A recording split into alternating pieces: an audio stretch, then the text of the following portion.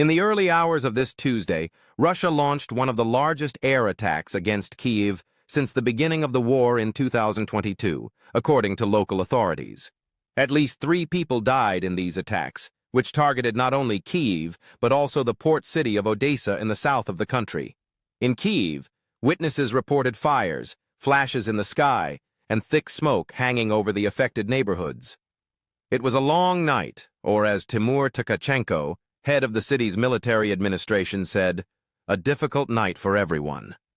7 districts were hit in the capital. At least 4 people needed to be hospitalized and 1 died.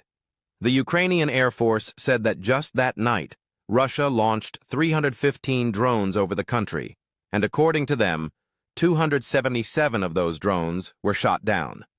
They also stated that all 7 missiles launched were intercepted. Tkachenko said the Russian missile and drone bombings ended up overshadowing efforts by countries like the United States to pressure Moscow for a peace agreement. In Odesa, in the south along the Black Sea coast, the situation was also very serious. The nighttime drone attack hit several buildings. The regional governor, Oleksiy Kuiper, confirmed that 2 men died. Meanwhile, as Moscow intensifies its attacks in a kind of ongoing retaliation, Ukraine is demanding more concrete measures from its allies. Zelensky again urged these countries to pressure Russia for a peace agreement.